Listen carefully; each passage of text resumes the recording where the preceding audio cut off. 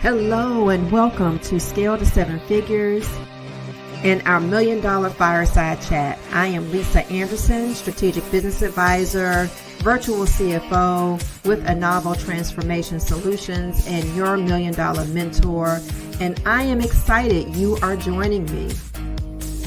Scale to Seven Figures is an interactive group of small business owners in the business to corporate, and business to government markets who are ready to scale their businesses to the next level. Our group is an opportunity to share, learn, and grow together without competition. Each week, I bring tips, tactics, and strategies through our $1 Million Masterclasses and our $1 Million Fireside Chats. If you are not familiar with us, head on over to www.scaletosevenfigures.com and check us out. Now sit back, relax, and enjoy our next powerful conversation. Well, hello, and happy Wednesday, and welcome to today's $1 Million Fireside Chat. I am super excited that you are here with us today. So let me know in the chat where you're watching from, where you're tuning in from, because we are streaming from multiple locations. We're on LinkedIn, we're on Facebook, and we're on YouTube. And I'd love to know where you're joining us, and let us know what you're thinking about the conversation. Just let us say hello in the chat box, and we will make certain to follow up with you. I am Lisa Anderson, Strategic Business Advisor and Virtual CFO with Anavo Transformation Solutions and your $1 Million Mentor. And Merry Christmas to everybody that's listening. This is our last episode before the holidays begin. And I want to wish every one of you who's been listening with us a very, very Merry Christmas. It's been a tough year. It's been a great year for some. It's been a hard year for others. But nonetheless, there are a lot of things to reflect upon. And so I just want to wish everybody happy holidays. And I want to thank you all for giving me the gift of your attention during this season. I do appreciate you joining in. It is because of your attention that we are able to come here every single week and share our perspective on different things that can help you grow your legacy.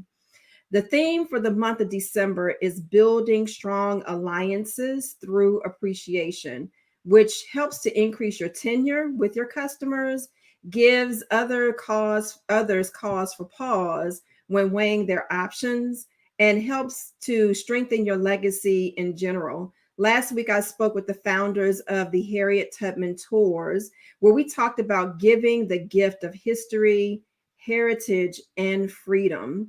And during these unprecedented times that we've been experiencing this year, the gift of history and heritage and freedom are all absolutely necessary, valuable, and extremely important.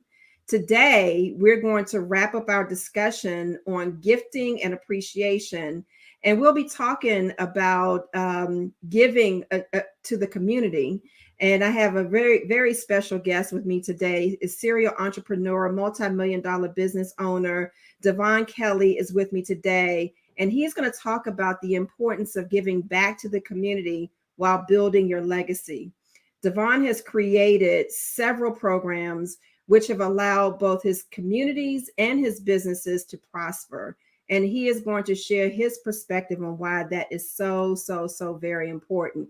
So let's welcome Davon to the show. Hey, Davon. Happy holidays, Lisa. How are you? Happy holidays. You know, I'm excited. This is my favorite time of year. So Absolutely. Yes, indeed. So before we dive in, tell us a little bit about who you are and tell us a little bit about your business. So I often refer to myself as a kid that grew up in Prince George's County, born and raised, still live in the county. Started my business Novad in 2003 with the idea of trying to make a difference for myself, for my future family, and just knowing that, hey, let me jump out here and see what we can do on an entrepreneurial thing.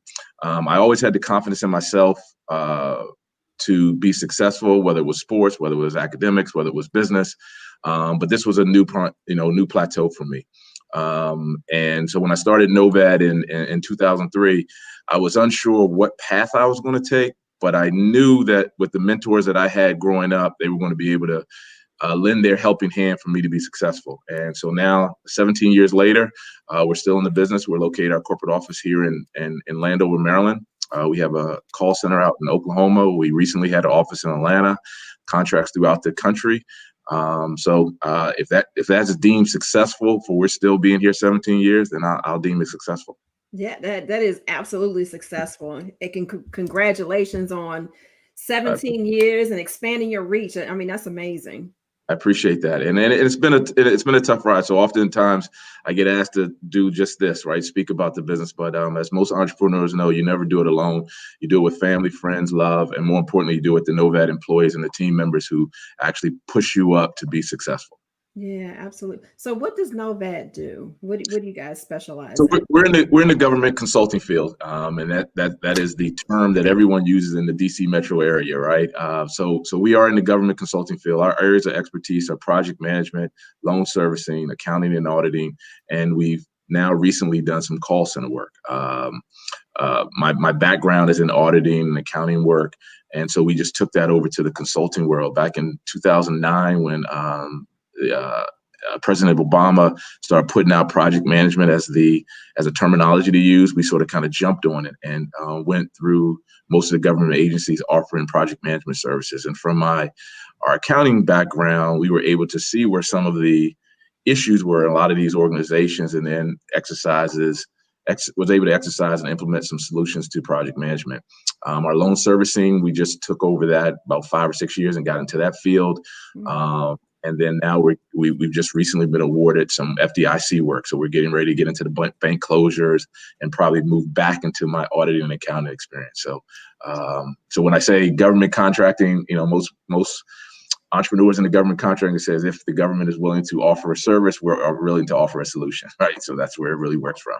I love that. I love that. So I don't know. I've known you for a little while, and we have a really great person in common that we work with, Miss Wanda Alexander. That's how we met one another. But Yep. I don't remember. I don't know why.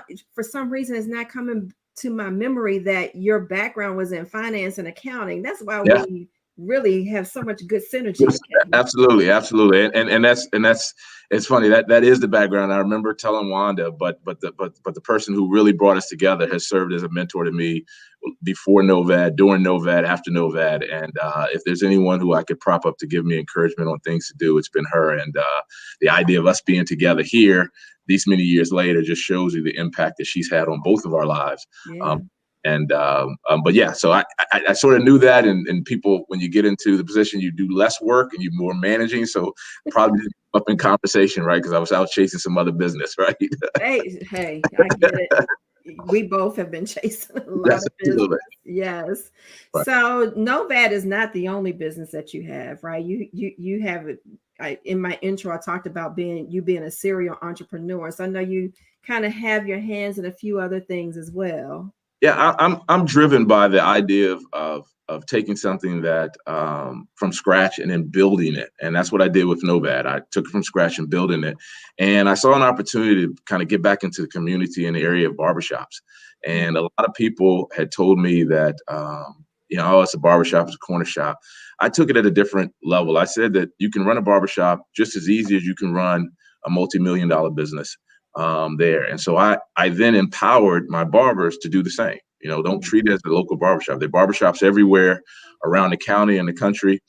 How do we make ourselves different? Well, let's treat it like a multi-million-dollar business. And we did. So we've successfully opened.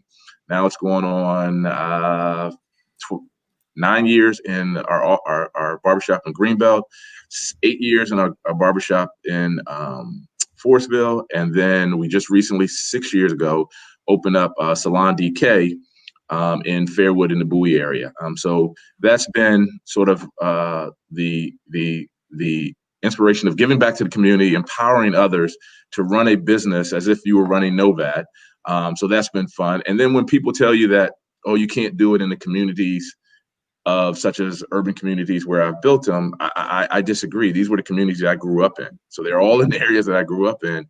And it's not so much the shop. It's the personnel in the shops that actually make the shops, and I think that's what sets us apart from there. I'm dabbling in another entrepreneur spirit, trying to unveil my vodka line, my spirit. Oh my That's goodness. coming out. So hopefully we're gonna come out there. We have a distiller out in Jacksonville who's now producing our bottles. We're looking for a distributor here, and we're trying to bring a local flavor to this area and everything. So that's on sort of the visionary board that I have, and we'll see how that turns out later on. I love that. So I have a lot of questions as a result of all the things you just said. So the first thing I have a question about is you said you wanted to create the barbershops and the salons so that they operated like a multi-million-dollar business. Mhm. Can you share from your standpoint, from your perspective, what's the difference? What's the difference between what makes the difference of operating like a multi-million-dollar business versus just operating?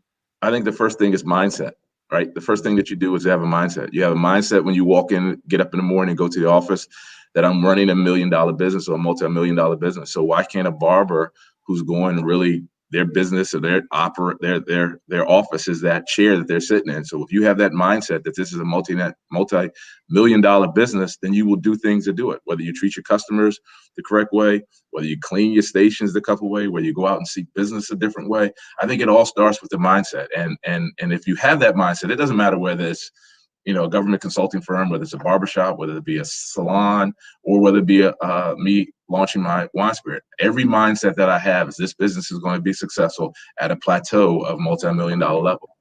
Yeah, I love that. It is mindset. Everything starts there. It starts and Absolutely. ends there, right? Yeah. And I think it also, and again, it starts and ends there. And then you have to have the confidence in your own ability. So oftentimes we get, particularly, African American business get stereotyped. And so the same thing happens with the barbershop. You get a barber and they go, okay, well, he's just going to cut hair, put cash in his pocket. Well, that's not what we want to do. And so if sometimes I just go in there and I chat, we talk about stocks, we talk about what's happening in the news. We talk about some of the trends there. And you'll find that the barber is actually probably investing more than you. He's just dressed up in a pair of jeans and has clippers in his hands.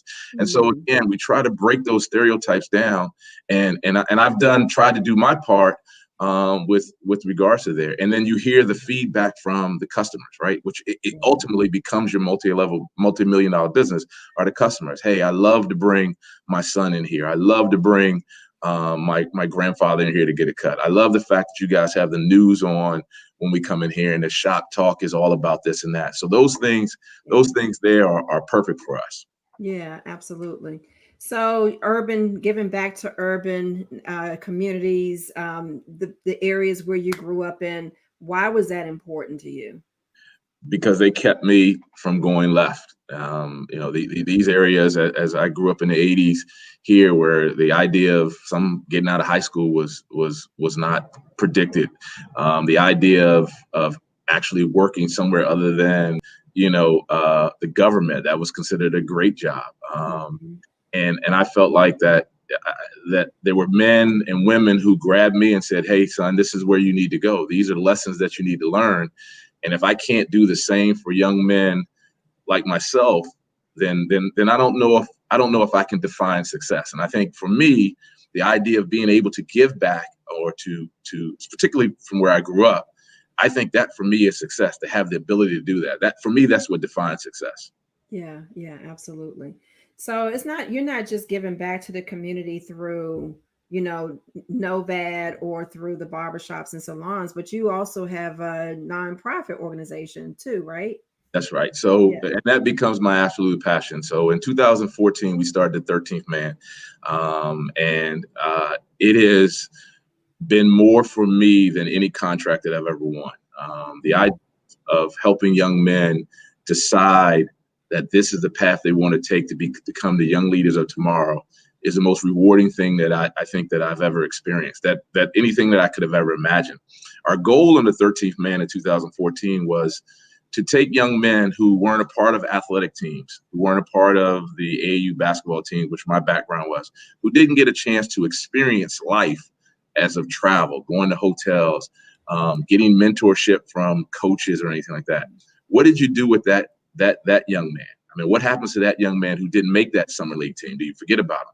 So our goal was to help those young men out. It kind of evolved, and with the help of some friends, the help of some community leaders, we just grew. Our first year in 2014, we had a total of 30 young men who decided Wow. to give me a chance, and they were like, "Hey, look, we something to do.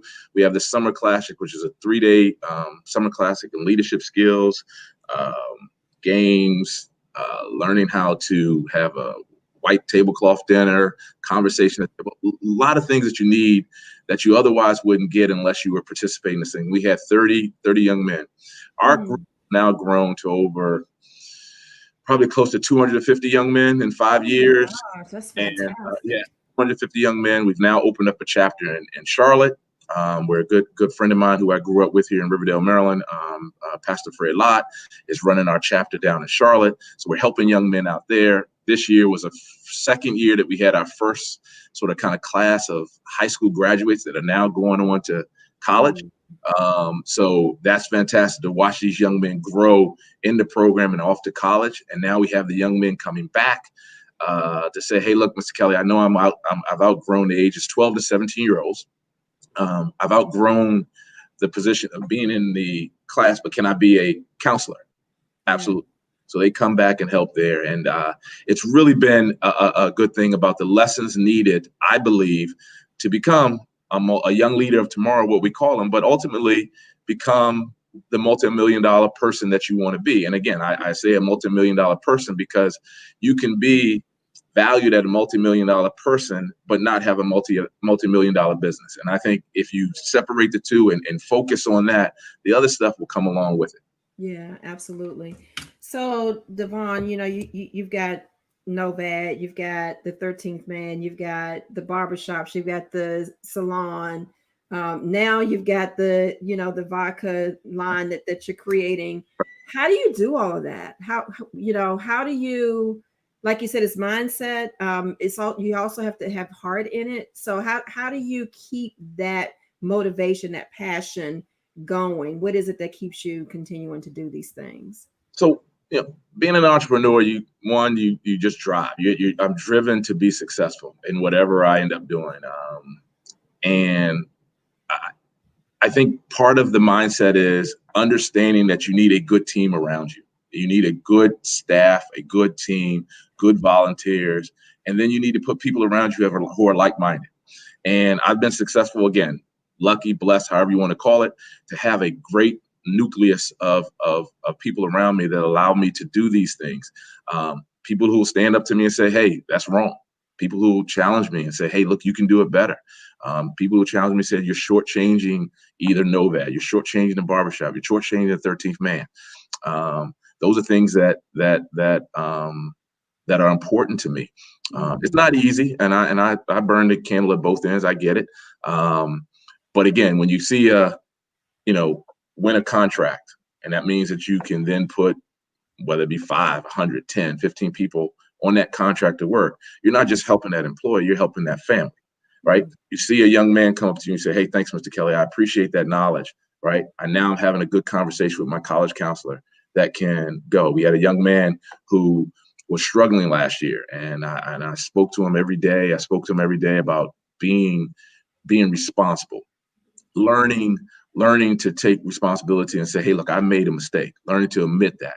Well, this kid was going through things. He was going through with his mom. And now he just called me last week. He's been accepted to Xavier College, Howard University, and Hampton University. Right. And so when you get that call, that's what it's about. I mean, that's what it's about. I also coach high school basketball, right? And that's still, it's not about basketball. It's about giving life lessons to young men. I as much as I enjoy the barbershops and, the money that we make, sitting in the barbershop and having conversation is great. I remember my dad taking me to the barbershops and just sitting around and listening to, the older men just talk about life, things that they do.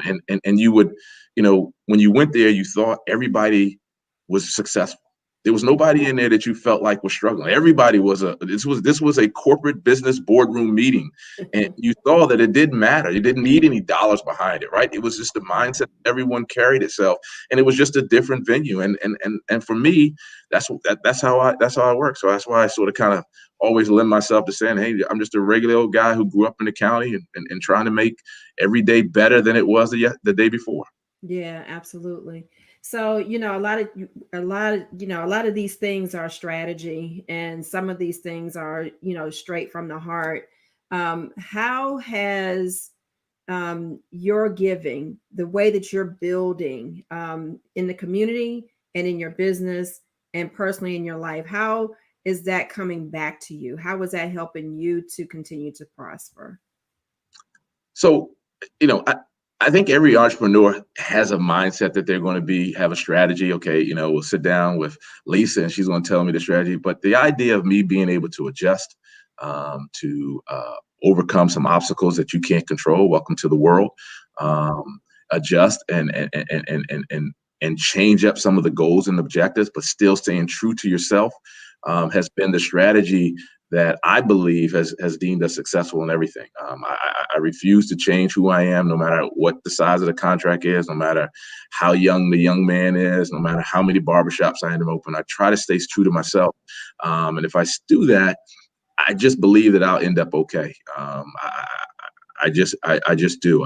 My goal every day is to just do better today than I did yesterday. And I don't know what that'll be in. That could be in tying my shoes. That could be in hitting a golf ball. That could be reading a book. That could be finishing a proposal. I'm just going to be better today than I was yesterday. And if we keep doing that and you keep learning and keep doing it, I think success is on its way. Yeah. Well, I can tell you, I met you 10 years ago, Yeah. roughly, more like Yeah. 12 years Yep. ago. Yep. And you have been, I like to say, steady Eddie, Yeah. you haven't changed. It's Yeah. I the appreciate openness to conversation has been the same it. Yeah. from the day that I met you. And I'm gonna tell you this too. I put the notice out about a week ago that I was going to be interviewing you. Okay. And I was floored how many people in my personal community knew you. They were so excited. And all they said was 13th man, 13th man. Yeah, yeah. And it's been great. I mean, the thing about the 13th man, and to give it another plug, for all the young men out in Prince George County, we do not charge $1 for you to be a part of our organization. All you literally have to do is go in and sign. I never wanted a young man to be denied the ability to be successful due to his financial needs that he couldn't control.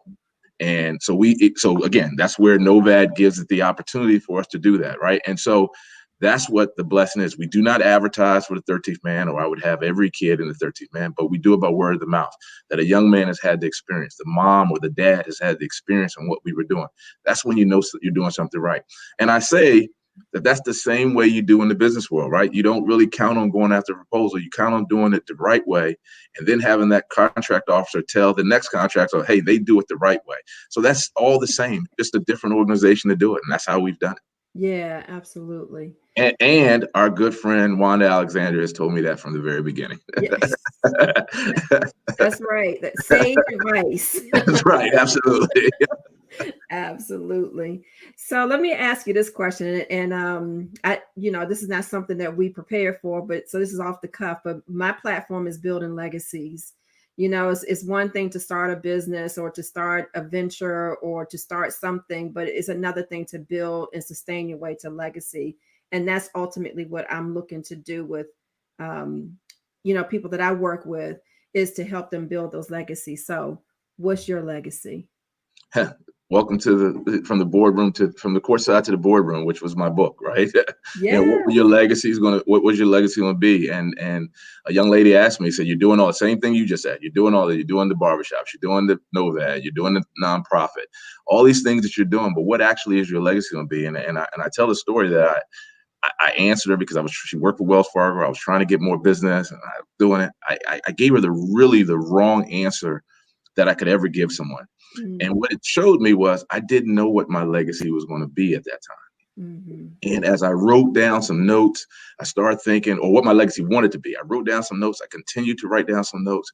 And I realized that the same legacy I wanted to leave was the same legacy that my dad had left to me. All of the values and the lessons that he had told me, I wanted to share with someone else, and not just him, other mentors, other coaches. And so when I started writing, 2014 is when it was asked, lo and behold, here comes the 13th man. And then what I realized was this was your legacy. The 13th man is your legacy. When someone years from now is going to go, hey, I remember Mr. Kelly saying, hey, that saying, I can't believe he's still saying it.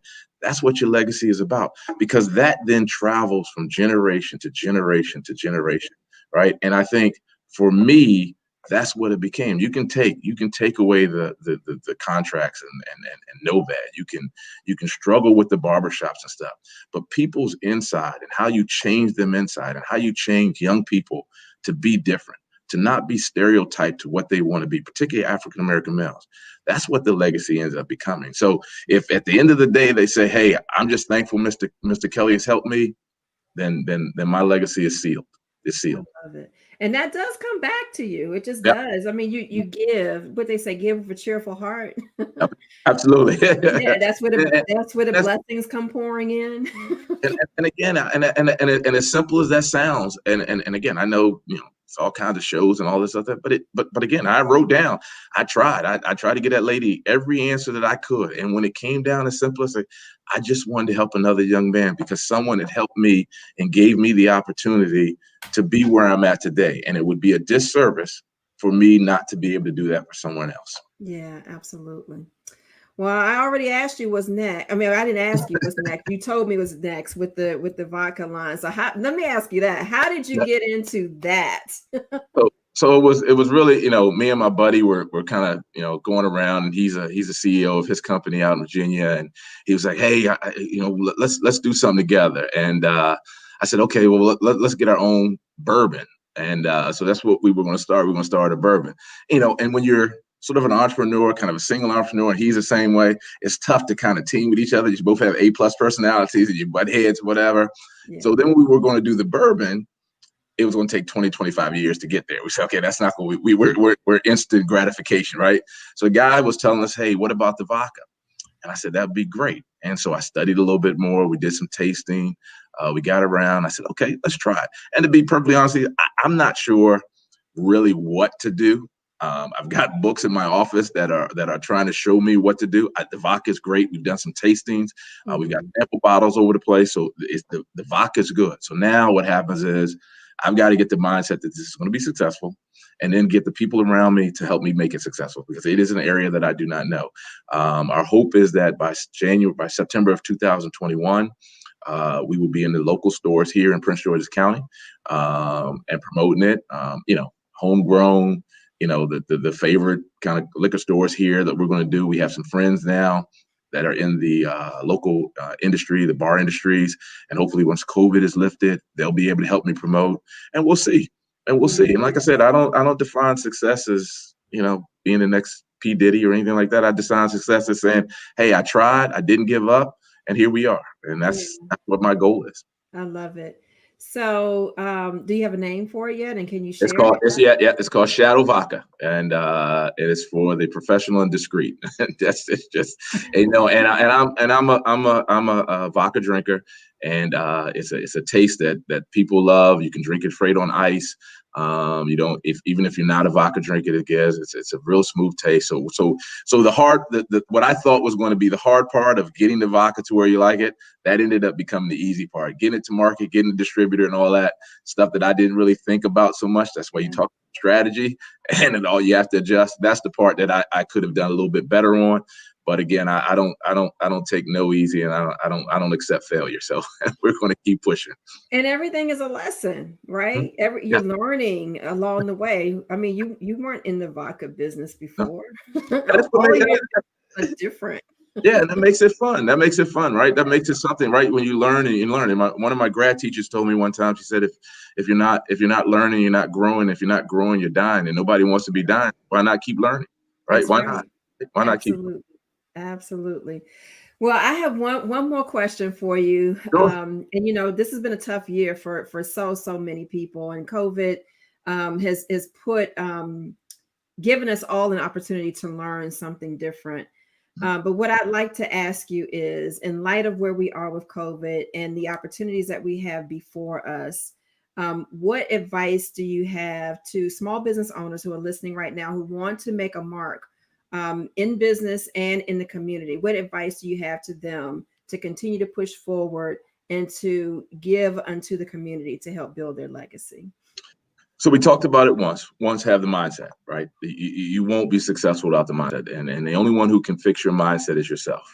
I would tell you not to get all negativity around you. People, persons, and things will surround you with negativity. Your best friends will do it. They did it to me. Get those around from you, right? And then accept the fact that failure is not an option. And you do whatever it takes to get there. You know, that no one could have predicted the pandemic, right? No one could have predicted that. And there's a lot of people suffering for there. But you've got to, deal with it, and it's an obstacle you have to do, and you have to figure it out and go. It's not easy. I mean, a lot of successes are just best on being in the right place at the right time. So I believe that. But again, I go back to this first as we started this interview. If your mindset is not right, and an entrepreneur is a gamble to begin with. If you're already, I've always said this when I speak to young people about being an entrepreneur, you can't put one toe in. You're either in or you're not, right? You jump off the diving board or you're not. If you've one toe in, you're never all in, which means for a business that's going to be yours, you cannot be that way and leading that organization. So you have to decide, I'm not going to fail. My mindset is to be successful, and I'm all in. And you do whatever it takes to be all in. And I think if you can do that, right, you can do that and then define success. Don't have someone define success for you. You define success. And if you define success, then you measure yourself up against what you thought was successful, not what the guy down the road thought was successful, not what the guy around the corner, but what you thought was successful. And then evaluate yourself. Then come on Lisa's show and tell her what success was. That's what it's about. That's right. Absolutely. I love it. Thank you. Thank you. Thank you. I Well, I appreciate it. appreciate you, my friend, coming on and spending time with us today. And Way too long since we've chatted, and hopefully it won't be too long, and we'll talk because I now I've looked a couple of your books are there, so I'm sure there's things that like I said, I want to learn that me and you need to sit down and talk about, and how maybe you can help me with Novad and taking the next step. I would appreciate that. I would love to do that. Look forward to us catching up again. Absolutely. Absolutely. So before we wrap up, share with everybody how they can learn a little bit more about you and Novad and all the other businesses. So it's everywhere. So we're on the social media with Novad Consulting, the barbershops. My Barber's Lounge is the barbershop's name. Salon DK is the name of the salon. Shadow Vodka, and it's all.com. And then for Novad, it's novadconsulting.com. Any of those websites that you can go to, you can find out a little bit more about me. More importantly, you can find out a little bit about the companies. And then finally, the way to go to is www.the13thman.org, the13thman.org. If there's anything that you want to do, if you want to help a young man become on his pathway to being a leader of tomorrow, if you want to volunteer to help our organization, if you want to mentor for our organization, or you have a young man who just needs a different voice to hear, go to that website, sign in. I personally call you, talk to you through it, let you know a little bit more about the organization, because if anything comes out of that show, the one thing we have is a lot of young men who need help. What we really need is volunteers and mentors. So please take a look at that website and see what we're doing in the community. That's what it's all about.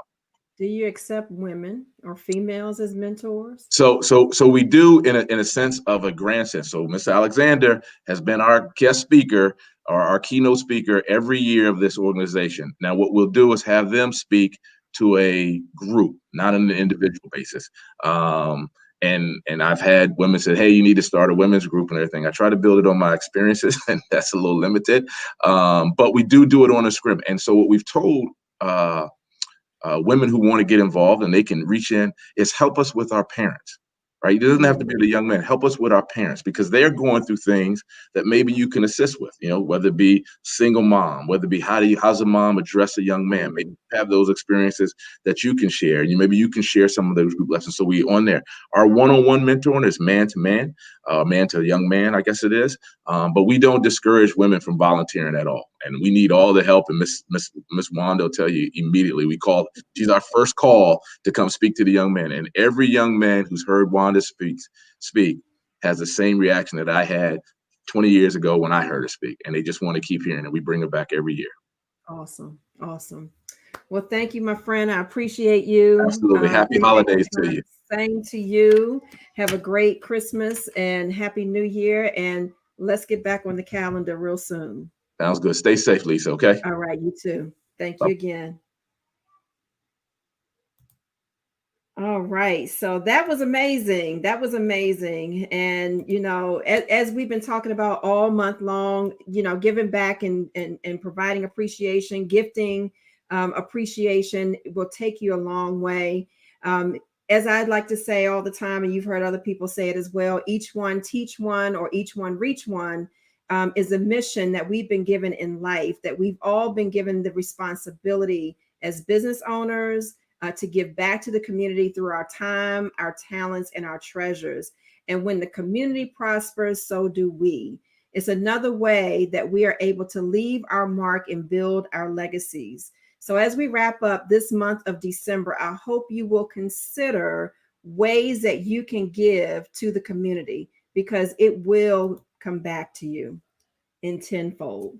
So I want to thank you all again for tuning in. While I will be on vacation next week for the vacation for the Christmas holidays, I will actually be back for another show, another special year-end show where I will go through the process of reflecting on 2020, and I will also provide my personal predictions about 2021 and what's ahead of us. And I hope you will join us next Wednesday at 4:30 for that special conversation. In the meantime, I wish you all a very Merry Christmas. I hope you enjoyed this special moment in time and in history. Value your family, value your communities, and value your connections, because they all matter. In closing, I am Lisa Anderson, Strategic Business Advisor and Virtual CFO with A Novel Transformations, and your $1 Million Mentor. And I hope to see you back again next week. Thank you. Bye-bye.